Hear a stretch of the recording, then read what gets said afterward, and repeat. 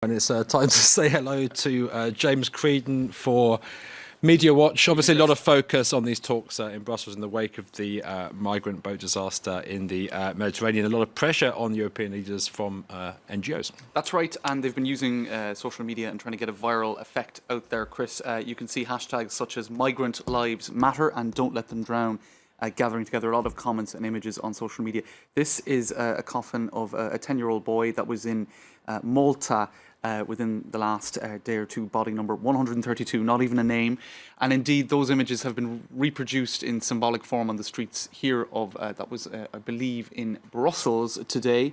And we saw similar demonstrations. This is an amnesty campaign in the UK, for example. This was on Brighton Beach, where 200 people got into body bags, and the slogan there, "Don't Let Them Drown," was very much placed in the foreground of what was inevitably going to become a viral image, Chris. So there you go, images like that doing the rounds of social media, and Amnesty and others trying to put the pressure on the politicians while the decisions are being taken. That quote there, "History will judge us for turning our backs while people drown," that is a quote from Kate Allen, who is the Amnesty UK director. So they definitely were doing a good job. But I suppose it's worth reminding viewers that these images are not new. That's an image from October the 5th, 2013 in Lampedusa, when 360 bodies were recovered from this ship that sank off the Italian island. So really, it's a case of, I suppose, politicians. It's only reaching a breaking point in terms of political action being really insisted upon at this point. And Italy, if it must be said as well, really at the forefront of that.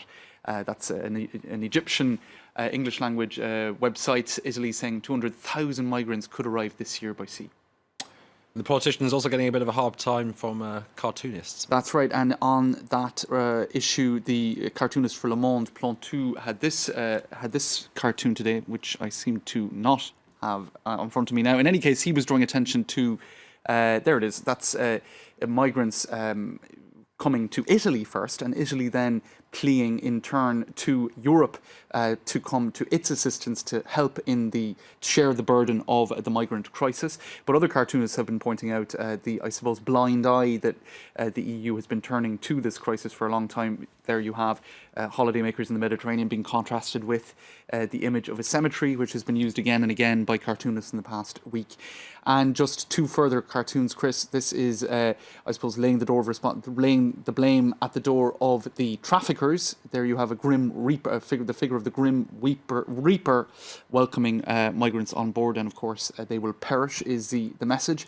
And here the "Je suis" meme that we've seen so often since the Paris attacks being taken up again in the form of "Je suis migrant" or migrant, and that is a capture from the streets of Paris. You'll recognise that scene, Chris, with the world leaders, and there they are being transposed onto a rubber dinghy, I suppose, heavy in symbolism. Absolutely, and of course, columnists are divided over who's to blame and what to do about it. That's right. You could spend the evening on that one, but just to pick one or two, Polly Toynbee writing in The Guardian, she says, "Today Europe faces a primal test. What being European means," she says. "The reason so many hurl themselves recklessly at our southern shores is because we are a haven of civilization where peace and law prevail, where human rights are mostly observed, and where mercy is valued and murder punished. Europe could lose this reputation," she says. And I think it's interesting to contrast that with the article that got so much scorn. Scorn was poured on it in the past week. That's an article by Katie Hopkins, also in The Sun. Now, she wrote a piece suggesting that gunboats should be used on migrants. She likened them to cockroaches. She said that they're she described them as vermin and as a virus. Now, bearing in mind that this all was written and published about 48 hours before the most recent tragedy, but because of the two events happening so close together, this article and the tragedy that followed it, she really got vilipended afterwards. And a lot of people saying that this calling migrants vermin, and it wasn't just vermin, it was cockroaches, recalls the darkest events of history. In Rwanda, of course, during the genocide there, the media, the radio used statements such as "You have to kill the Tutsis, they're cockroaches," as Zoe Williams recalls in this article. It also recalls elements of European history, of course, and fascism. So I think it's interesting to see that in some opinion pieces, Europe is really facing a choice in some senses in terms of what kind of Europe we want to be faced with this crisis.